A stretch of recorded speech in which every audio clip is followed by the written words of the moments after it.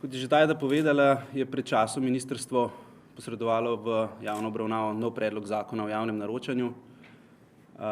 Tudi Gospodarska zbornica Slovenije se je na to primerno odzvala s svojim stališčem in tudi svojimi zelo konkretnimi predlogi, ki jih najdete na 40 straneh enega dokumenta. Kot veste, sistem javnega naročanja vse skozi na očeh javnosti. Eni v njem vidijo vir za preživetje, drugi za neke nove priložnosti, za rast, za inovacije, za nove posle, za tretje je seveda to vir konstantnih sporov in zapletov in tudi seveda vprašljivega gospodarjenja z javnimi sredstvi. Lahko rečemo, da ga spremlja izključno samo ena stalnica vseh teh letih in to je, da z njim nihče ni zadovoljen. Ne naročniki, ne država, še najmanj pa mislim, da lahko rečem, da ponudniki. Razen morda nekaterih javnih naročnikov je tle po moje največja težava pri ponudnikih. Pa še ti javni naročniki, ki vidijo mogoče neke kratkoročne koristi v tej zakonodaji, v bistvu samo zato, ker ne sprevidijo, da je kratkoročna korist cenovno relativno ugodnih ponudb dolgoročno škodljiva tako za državo, za državljane in seveda konec koncev tudi zanje. Zakaj? Ker se sprenevedajo. Na to nas opominja seveda tudi veliko v javnosti omenjenih 24 projektov države, od opera, balet do kristalnih dvorov in tako naprej, ki še do danes niso doživeli epiloga in verjamemo tudi ga nikoli ne bodo. Država si je na teh projektih umila roke, škodo so čutili izključno samo izvajalci, podjetja in seveda njihovi zaposleni. Nekaj dni nazaj je predsednik Vlade Republike Slovenije, dr. Cerar, ob odprtju predora Markovec priznal, da smo na izgradnjo čakali dolgo, celo predolgo in opozoril tudi na težave v zakonodaji, ki naj bi jih ta vlada spremenila. Še več, na težave zakonodajo v bistvu je opozoril tudi minister Mramor pred časom na upravnem odboru Gospodarske zbornice Slovenije, ki je povedal, da smo izredno neučinkoviti pri porabi evropskih sredstev v pretekli finančni perspektivi. Za vsak vložen evro, ki smo ga dobili iz Evrope, smo ustvarili samo 0,7 evra bruto dodane vrednosti v Sloveniji. Torej multiplikator 0,7. In to je manj, kot smo vložili in to je tudi 3-krat manj, kot je povprečje Evropske unije. In sedaj seveda računamo, da bomo ob enakih pogojih delovanja na področju javnega naročanja lahko boljši. Jaz mislim, da se ta računica nikakor ne more iziti. Še danes imamo težave tudi pri porabi kohezijskih sredstev. Trenutno je ogroženih za 200 milijonov evrov kohezijskih sredstev, ki jih mora Slovenija porabiti do konca leta 2015 in to predvsem zato, ker imamo zaplete z javnonaročniško zakonodajo, neusklajenost javnonaročniške zakonodaje z ostalimi predpisi v Republiki Sloveniji, s pogodbenimi podlagami in predvsem po našem mnenju z nerazumevanjem vsebine, ki je potrebna za to, da se nek investicijski projekt v Sloveniji dobro in kvalitetno izvede. Torej, ocenjujemo, da je trenutni predlog novega zakona o javnem naročanju brez ustreznih dopolnitev in sprememb, ki bodo zagotovile konkurenčnost izbire ob sočasnem zagotavljanju poštene vrednosti javnega naročila za nas nesprejemljiv. Menimo, da je zakon tudi izredno neuravnotežen in to predvsem v korist naročnika. Ponudniki se v tem predlogu zakona ne najdejo, ne vidijo in zase ne morejo z gotovostjo trditi, da bodo imeli kakršnekoli koristi, še več menimo, da bo težav še več, kot jih je bilo sedaj veljavnim zakonom. Zato zahtevamo, da se dosledno uvede ekonomsko najugodnejša ponudba oziroma merilo ekonomsko najugodnejše ponudbe, da se določijo metode za transparentno preverjanje nenormalno nizkih ponudb, zahtevamo usposobljene javne naročnike in seveda nadzor nad kvalitetno izvedbo javnih naročil, ne samo v času priprave razpisne dokumentacije, ne samo v času izvajanja javnega naročila, ampak tudi, da se preveri, kaj se zgodi s tem javnim naročilom po njegovi izvedbi. Kakšni so dosežki, kakšni so učinki. Zahtevamo tudi sorazmerne obveznosti naročnikov, izbranih ponudnikov in seveda vseh podizvajalcev. Kot rečeno, trenutni predlog zakona je po naši oceni izredno neuravnotežen.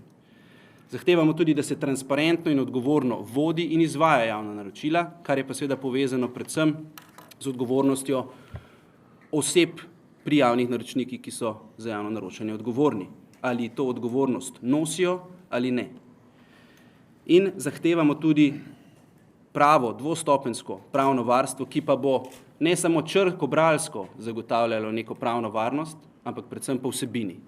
Do sedaj trenutno Državna revizijska komisija odloča črkobralsko, mi menimo, da to povzroča tudi dodatne težave v javnem naročanju in to je treba nujno in takoj spremeniti, če želimo v bodoče imeti boljše javno naročanje. Brez teh nujnih in prepotrebnih sprememb tudi ne bomo dosegli zastavljenih ciljev te države, kar je odgovorno, kakovostno in gospodarno javno naročanje. To je bilo izpostavljeno tudi v koalicijski pogodbi, ko se je ta vlada ustanavljala.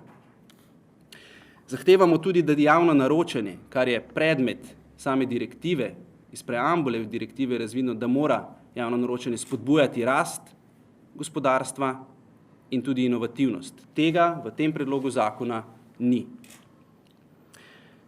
Pripravljeni pa smo seveda sodelovati pri oblikovanju sistemskih podlag, smernic, priporočil, navodil, kako operativno pripraviti razpisno dokumentacijo ali pa izvesti javno naročilo, da dvignemo javno naročanje na raven primerljivih držav članic.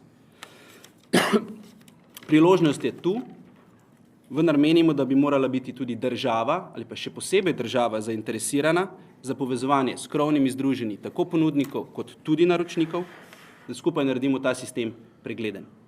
In na ta način bomo zmanjšali korupcijska tveganja in tudi tržne anomalije, ki se pojavljajo. Če je zgodovina najboljši učitelj, smo na tem izpitu padli in to ne samo enkrat, ampak celo večkrat. Koliko poskusov bo še potrebnih, da bomo ta izpit opravili vsaj z oceno dobro, če ne mogoče celo boljše? Menim, da ne veliko.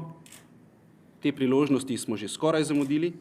V mnogo čem nas prehitevajo tako po levi kot po desni naši sosedje, Hrvaška, Avstrija in druge države. In to seveda, se upravičujem, na naših tleh. In proračun, še tisto malo, kar ga imamo, odteka v tujino, doma ostajajo samo kosti za glodanje in pa seveda neporavnani računi izvajalcem, podizvajalcem, zaposlenim in tako naprej. In seveda tudi državi. Zato se bo morala država slej ko prej odločiti, ali je nizka ponudba res ugodnejša za državo ali za njene državljane. Hvala. Dober dan tudi z moje strani.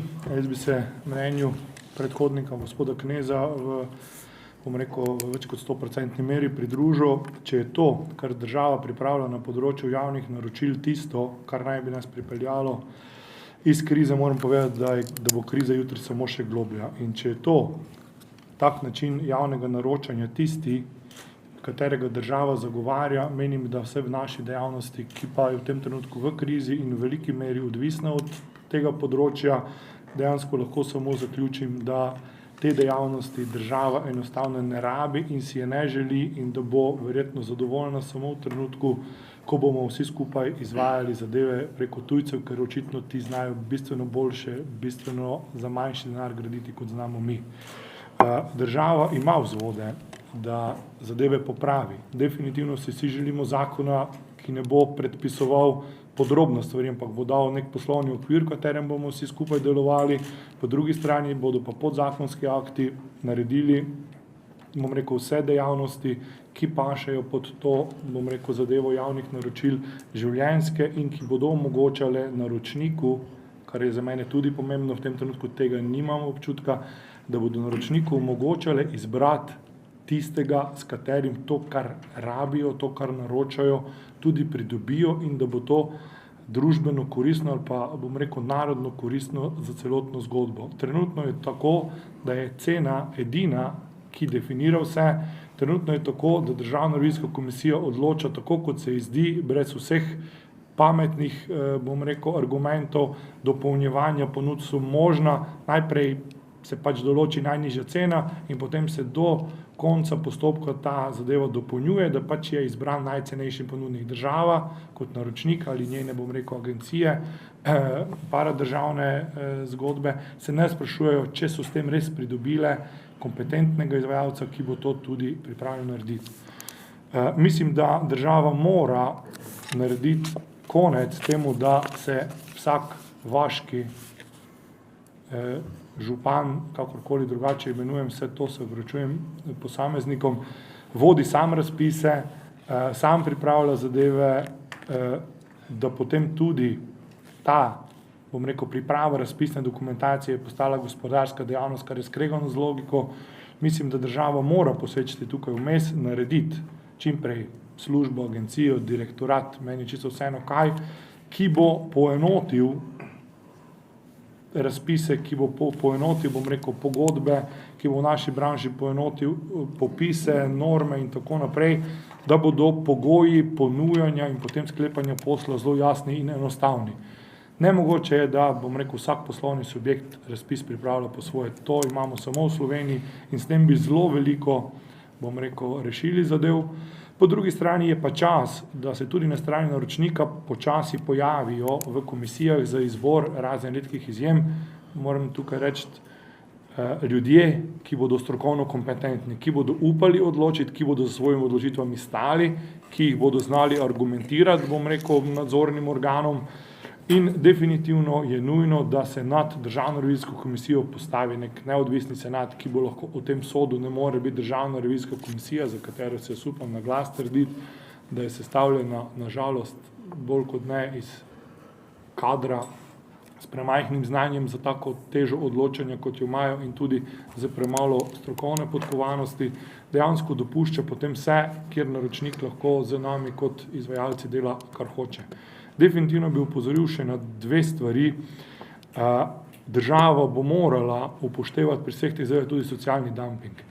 Če država lahko mirne duše, njeni naročniki, potrjujejo ponudbe, kjer, bom rekel, cena delovne sile ne dosega niti kalkulacije za minimalno plačo in se ne sprašuje, kaj se bo jutri zgodilo s tem, samo pač mi smo poceni kupili, se bo že nekako šlo. Mislim, da se država mora vprašati, kaj počenja, bom rekel, za celotno našo državo dolgoročno. Ker na koncu bomo ostali samo na najnižjih plačanih delovnih mestih, s tem tudi razvoj, bom rekel, in predor v tujino ne bo mogoč. Definitivno bo država morala pri dolgotrajnejših projektih, ki so v gradbeništvu več ali manj stalnica, upoštevati neke vrsto indeksacijo cen. Naša kalkulacija je sestavljena iz toliko neznank, na katere pa noben v naši državi nima vpliva, ker so to cene, bom samo imenoval, na primer cena bitumna, ki je bistvena sestavina asfalta, je v bistvu to svetovni energent, ki ga ne mogoče kupiti vnaprej, mesečne cene, jaz moram pa jamčiti za 2 ali 3 leta za ceno tega in za to kalkulacijo ostati. To nikjer v tujini ni, samo v Sloveniji, ti moraš jamčiti, tudi vsi tujci imajo neko indeksacijo cen, če seveda povečanje v kalkulaciji pride. Tako da tukaj država ima res dosti za narediti. Definitivno država mora skozi zakon poskrbeti, da zaščiti izvajalce, ne samo glavne, tudi vse izvajalce, podizvajalce in ostale, ki se pojavljajo na projektih, da bodo plačani. Vendar ne na način, da to predpisuje v zakonu. Zakon mora predpisati okvir, kot sem že rekel prej, vse drugo se da urediti drugje in po drugi strani morajo delovati druga področja zakonodaje. Definitivno področje javnega naročanja je tisto, ki mora definirati, če jaz nekomu, kar sem naročil, plačam ali ne. Tukaj bi jaz v osnovi zaključil, pridružil se dejansko temu pozivu, da država enkrat za vraga Božjega res posluša glas gospodarstva in nekako tudi ta narodno-gospodarski vidik vzame v obzir, ko se odloča o tem, ali je res ta najnižja cena tista, ki mora biti edino merilo, vse drugo pa je nepomembno. Hvala. V popolnosti se strinjam z obema mojima predgovornikoma in bi dal nekaj poudarkov iz področja naročanja inženirskih storitev. Namreč v celotni panogi, posebej Društvo za svetovalni inženiring, pa tudi v matičnem podjetju, iz katerega izhajam, že dalj časa opazujemo strašanske probleme na področju naročanja inženirskih storitev. Torej govorimo o storitvah projektiranja, svetovalnega inženiringa, revidiranja, nadzorstva, izvajanja del, torej več ali manj storitev, ki se izvajajo pri graditvi objektov, pri največjih investicijskih projektov, ki jih izvajajo naši javni naročniki. Žal, večina naših javnih naročnikov še vedno naroča inženirske storitve po izključnem kriteriju najnižje cene. Najnižja cena. Da ne bi delo krivice, obstajajo pri nas tudi taki investitorji, ki imajo veliko prakso naročanja, kvalitetne investicijske time, ki ne naročajo po tem principu. Ampak žal, velika večina primerov je taka, da se naroča inženirske storitve po najnižji možni ceni. Ne? Ob tem moram dodati, da nimamo niti učinkovitega mehanizma za izločanje neprimerno nizkih ponudb. Zdaj bi želel malo te podatke uslikati in kakšne posledice to ima na projekte v celoti pa na samo panogo. Ne? Mi smo zdaj soočeni v času krize, predvsem gradbeništva, in to je že pol desetletja od tega, z izrazitim padcom povpraševanja po storitvah, inženirskih storitvah. Ne? V takih tržnih anomalijah so podjetja pripravljena ponujati za izrazito nizko ceno, predvsem zaradi tega, ker je itak edini kriterij najnižja cena. Ne? Te cene so sedaj dosegle približno 20%, celo 20%, no bi rekel tako, ponekod malo više, ampak tudi do 20% normalnih poprečnih cen, ki omogočajo dolgoročno preživetje inženirskih firm, po drugi strani pa nekako zagotavljajo kvalitetno upravljanje storitev, ki imajo pa velike posledice na projektu celoti, na celotno investicijo, na gradnjo. Ne vem, če veste, ampak inženirske storitve v normalnih razmerah so vrednotene nekje 20% vrednosti, investicijske vrednosti nekega projekta. Ne? Če pogledamo en projekt gradnje v njegovi, bi rekel, celotni življenjski dobi, vzdrževanju, bi rekel, razgradnji in tako naprej, obratovanju, takrat govorimo o tem, da inženirske storitve so vredne le 1% celotne teh stroškov v življenjski dobi projekta. Ne? Zdaj si predstavljate, če ponudnik teh storitev, ki ponudi za 20% ceno od te in dobi posel, kakšno kvaliteto lahko pričakujemo. Ne? Žal, kljub vsem živim etičnim kodeksom, pravilni stroki in tako naprej, dolgoročno, nedvomno, cela ta procedura pelje v nižanje kvalitete. In to se pa izrazito pozna. Nastajajo škode na objektih, problemi in tako naprej. Ne? Moramo povedati, da kvalitetno upravljanje inženirske storitve omogoča tudi do 10% prihrankov v investicijski vrednosti celotnega projekta. 10% celotne vrednosti storitvami, ki štejejo samo nekaj procentov. Ne? Konec koncev, vse pomembne investicijske odločitve investitorjev temeljijo na inženirskih storitvah v nekih predhodnih fazah. Torej, če želimo, da bi naša država kot ravnala, kot en skrben gospodar na področju investicij, graditve objektov, moramo definitivno preprečiti naročanje inženirskih storitev po najnižji možni ceni, kot izključnemu kriteriju. Tole, kar je zdaj v zakonu, v osnutku zakona pripravljeno, je premalo. Tukaj je definirano en poskus, ki govori o tem, da inženirskih storitev ni mogoče naročati izključno po merilu cena. Ampak to dejansko ne preprečuje naročnikom, da definirajo, da je merilo cena le par procentov. Ne? Oziroma, da je merilo kakovost le par procentov, vse ostalo pa merilo cena. Ne? Skratka, moramo v skladu s prakso v tujini tudi nekako doseči, da kvalitetna merila, ki se nanašajo na kakovost, na usposobljenost kadrov, na principe trajnostne gradnje, na okoljske vplive objekta, torej zelo strokovne kriterije, moramo jih vtkati v merila, ki se reče skupnim nazivom kakovost, in ta merila morajo znašati najmanj 70% vseh meril pri tovrstnih zadevah. In tega se zavedajo vsi resni investitorji na svetu. Moram povedati, da so se verjetno zavedali tudi v časa gradnje piramide, ne? Mi smo pa na to pozabili. Ne? Svetovne finančne inštitucije, strokovna združenja, EBRD, World Bank, FK, FIDIC naprej, vsi zagovarjajo te principe jasno v svojih priporočilih, ker vejo, da edino na ta način skrbno celoten projekt pripelješ do konca. Ne? Še nekaj bi izpostavil mogoče en problem na hitro, to je dejansko popolnoma neučinkoviti mehanizem izločanja ponudnikov z neprimerno z nizko ponudbo. Ne? Sedaj smo soočeni na področju inženirskih storitev, da so ponudbe v razmerju 1:10. Pa da si predstavljate, 1:10. Ne? In žal, mehanizem, ki je zdaj predstavljen tudi v tem osnutku, ne bo dajal nekih jasnih možnosti izločanja neprimerno nizkih ponudb. Predlagamo pripravljavcu zakona in zahtevamo njega, da dejansko ustvari neki princip, mehanizem izločanja neprimerno nizkih ponudb, ali pa da se zgleduje po kakšni praksi v tujini, naprimer po italijanskem modelu, kjer so nizke ponudbe kaznovane z odvzemom določenih točk, naprimer. Ne. Torej, obstajajo rešitve, zahtevamo, da se jih implementira. Ne. Zdaj, o neuravnoteženosti o neuravnoteženosti, bi rekel, osnutka zakona v korist, izključno v korist naročnikov smo že slišali. Jaz bi samo še izpostavil to, da je področje graditve in inženirskih storitev res specifično, ne? In mislimo, da tukaj nima smisla pretirano odkrivati tople vode, ne? Potrebno je upoštevati pravila dobre prakse, ustvariti uravnoteženost med vsemi udeleženci v postopkih graditve objektov, opreti se na dobro prakso, na prakso FIDIK-a, na prakso, recimo na pravila, druga evropska pravila, na pravila na posebne gradbene uzance, če hočete, na karkoli, kar smo v preteklosti že gotovili, da je kot sklop primeren za tako zahtevno področje, ne. Pa ne nazadnje, še to bi ponovil, kar smo že slišali, mi stvari ne moremo rešiti samo v zakonu. Definitivno ne.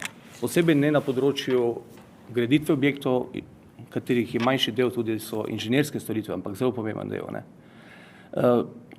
Moramo permanentno delati na usposabljanju naročnikov, na izobraževanju naročnikov, enako izvajalcev in mislimo, da moramo od naše države zahtevati, da kot skrben gospodar na teh največjih projektih dobra pravila, znana dobra pravila pri naročanju inženirskih storitev, pri izvajanju gradenj zapiše, definira tudi v kakem podzakonskem aktu.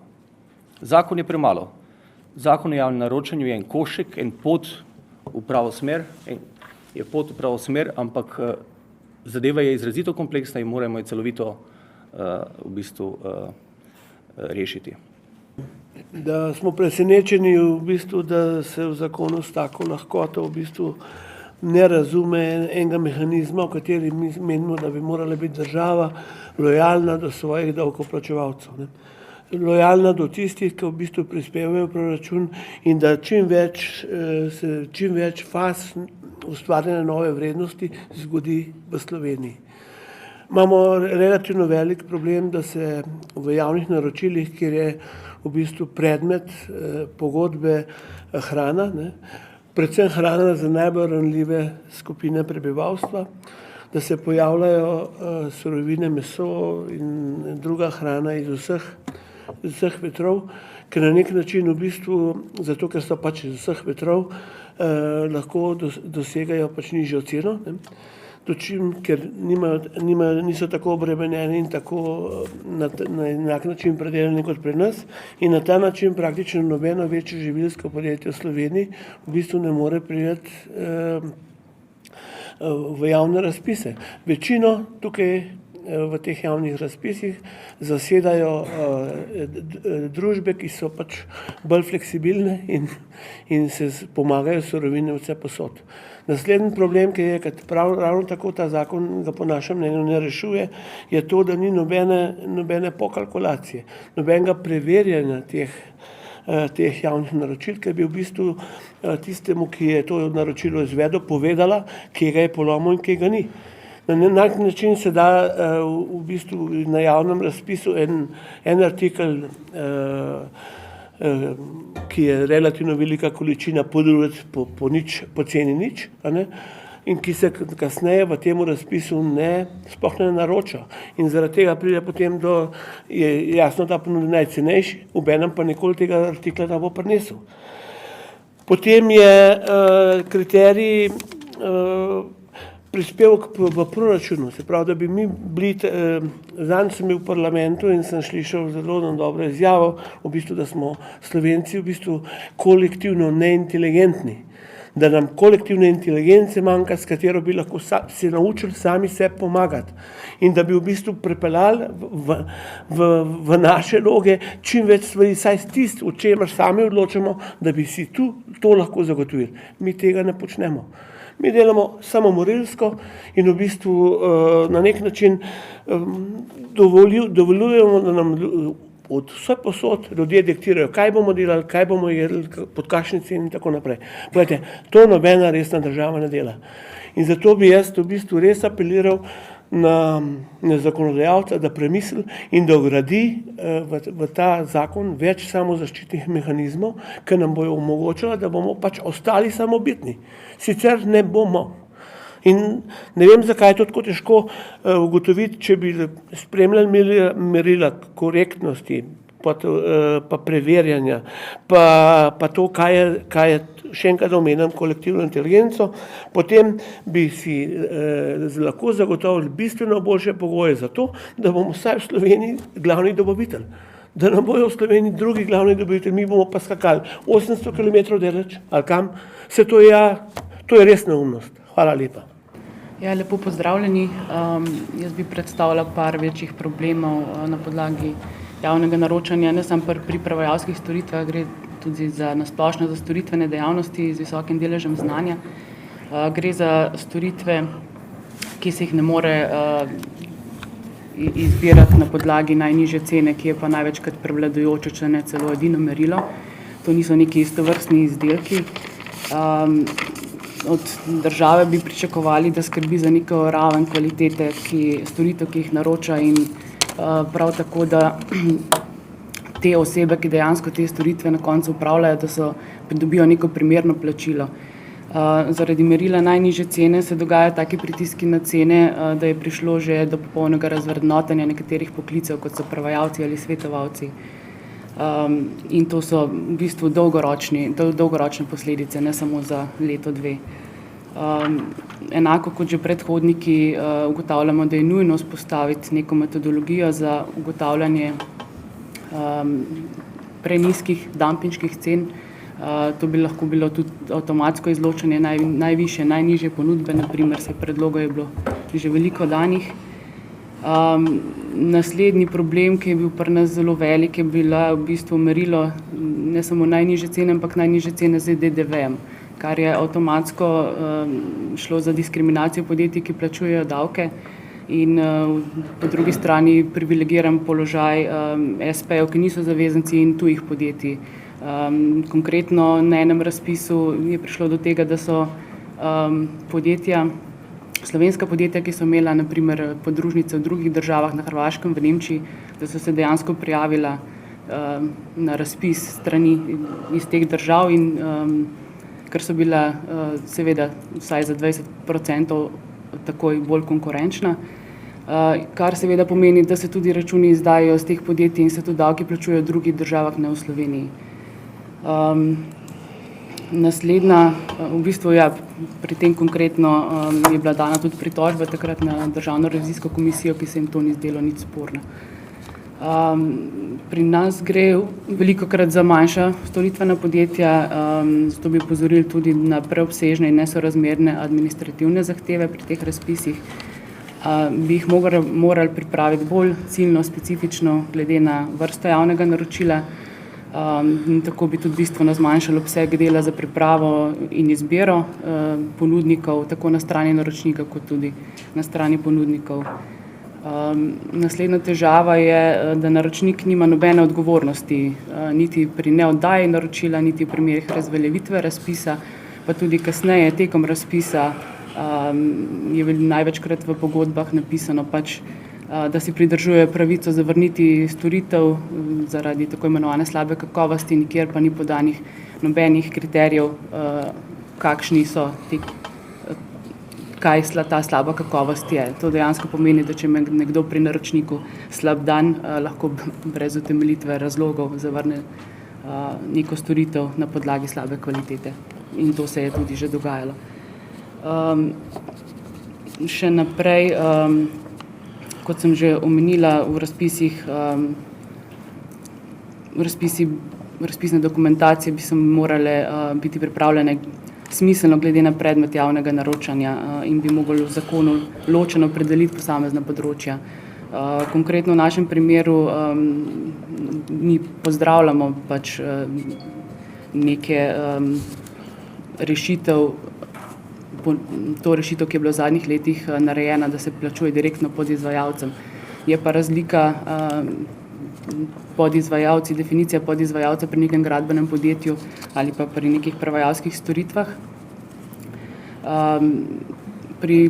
Naprimer, pri gradbenih podjetjih gre to večinoma za podjetja, DOO-je, SP-je, pri nas pa gre večinoma za fizične osebe in to pomeni, da imamo pri nekem naročilu lahko tudi 50 podizvajalcev, fizične osebe, in je treba za vsakega posebej vso dokumentacijo pripraviti in dejansko tudi naročnik mora vse pregledati, kar vzame veliko časa in bi konkretno mogli bolje definirati te definicije podizvajalca. Strani Zbornice poslovno-storitvenih dejavnosti oziroma naših članov je bilo že veliko predlogov danih. Delovne skupine so bile oblikovane, ki so sodelovali pri pripravi predlogov, ampak nažalost zaenkrat ni bilo še nič upoštevano. Mi imamo po mojem samo dva vidika, pa samo dve možnosti.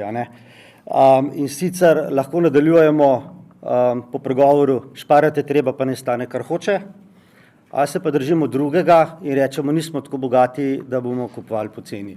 Pa ne bi rad danes samo govoril o cenah, rad bi govoril o širših zadregah, predvsem pa o tem, da verjetno je treba tak zakon, kot je zakon o javnih naročilih, vzeti in obravnavati kompleksno, sistemsko, ne pa parcialno.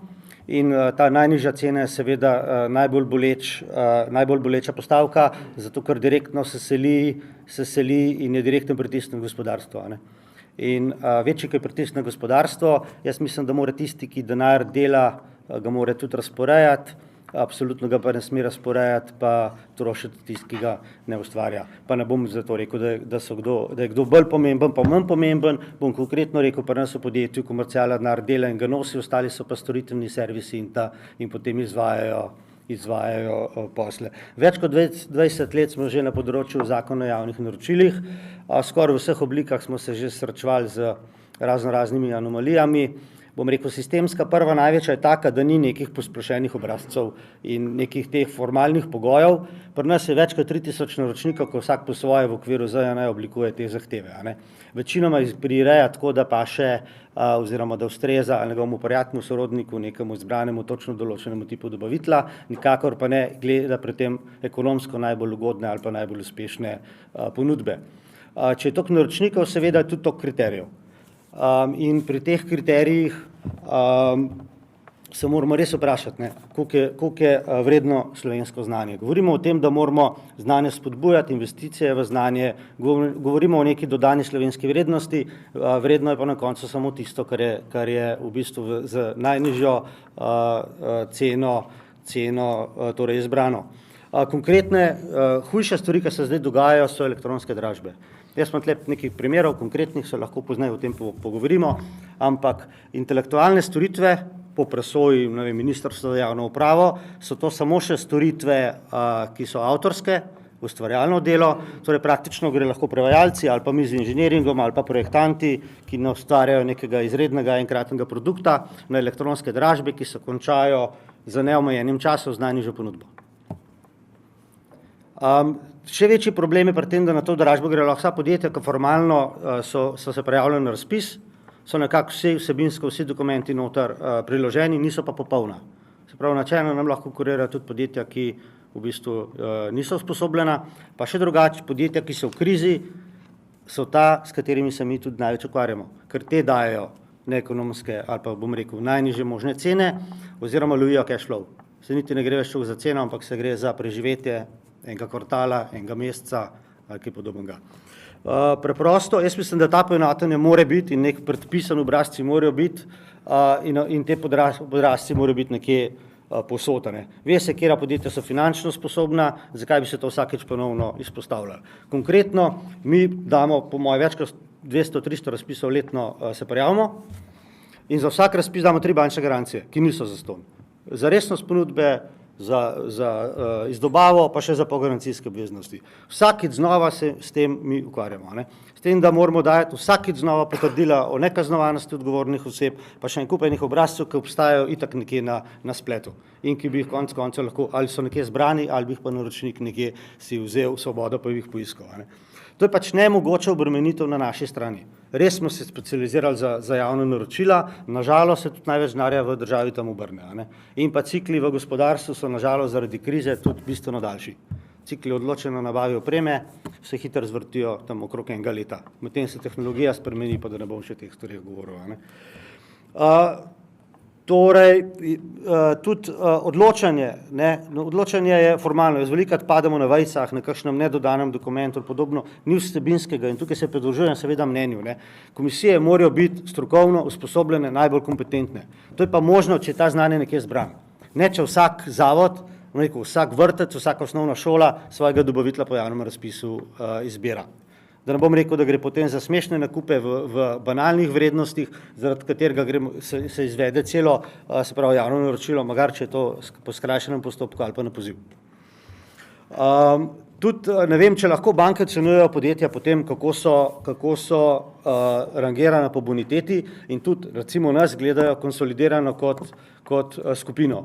Mi ne moramo mimo banke nobeno podjetje v skupini dobiti bančne garancije ali pa neke izpostavljenosti, če se ne izkaže, da je cela struktura oziroma vsa povezane družbe, da so zdrave. Pri državi to ni pomembno. Mi se konkretno spet srečujemo z konkurenco, ki ima od 5 podjetij 3 milijone imamo na DUTB-ju, ena hčerka je blokirana, tretja ne oddaja rek obrazca. Še to je taka anomalija. Kdo rek obrazec oddaja, se pač vidi, da ni plačeval davkov in prispevkov. No, pri nas je možno seveda tega rek obrazca ne oddati, ti prideš na listo neoddajateljev, ampak sistem po ZJN še zmeraj sposoben dobavitelj. V resnici pa to pomeni, da ti ne plačuješ davkov in prispevkov, si totalno nelojalna konkurenca, še vmes nepopolna in potem greš na elektronsko dražbo in ubiješ ali zmagaš, Bog ne daj, da pa država tazga dobavitelja dobi, ali pa enemu zbiješ ceno do nenormalne, se pravi, najnižje možne vrednosti in potem seveda nikoli ne bo te dodane vrednosti, nikoli ne bo te razlike, nikoli dobra podjetja, ki so 20 let na trgu vlagala, ne bojo imeli te rezerve, da bi se razvijale. Na mojem področju jaz si želim, da bi bili mi spet eno tako podjetje, kot je Iskra, ki je nekaj pomenila ne v slovenskem prostoru, ampak v tako svetovnem merilu. Danes vsi se zmanjšujemo in država prav uspešno pritiska na tem, da ne bi kdo zrastel, pa da ne bi bil kdo uspešen. Uničiti smo uspeli eno panogo, to je gradbeništvo, informatiki se vsi govori, koliko mi služimo, pa kakšni bajni zaslužki smo, pa če se vsi skupaj sestavimo, smo težko sposobni v tujini enemu resnemu konkurentu parirati. Poleg tega se pa tudi velike te družbe so se začele umikati. Vsi veste zgodbo Hewlett Packarda, ki gre iz Slovenije, IBM je ta centralno, v bistvu dela sem še regionalno, se umika iz Slovenije in tako naprej. Mislim, lahko s tem nadaljujemo, ampak to pomeni, da bojo vsi investitorji in vsi se naše države fino izognili. Druga je pa seveda naročnik, pripravljalec, ni v nobeni fazi, v ničemer, sankcioniran za to, kakšno naročilo odda, pripravi, ali ga pa potem izvede. In to ni, se pravi, ni minimalno, če uspeš z revizijo, je ta minimalen strošek, ki pa spet napade konkretno na neke osebe, ki so to pripravljale, izvajale, spremljale ali pa oddajale. In tukaj je to čisto nesprejemljivo. Mi na eni strani z svojimi življenji, s kompletnim premoženjem jamčimo za to, da bomo nek posel speljevali, na drugi strani je pa nek uradnik, ki se na neko vejco obesi in v bistvu kup 10 milijonov ceneje ali pa draži, mislim, tudi 1% samo na plači ne pozna. In to so v bistvu te okoliščine, zaradi katerih ne verjamemo, da se lahko to lahko hitro spremeni.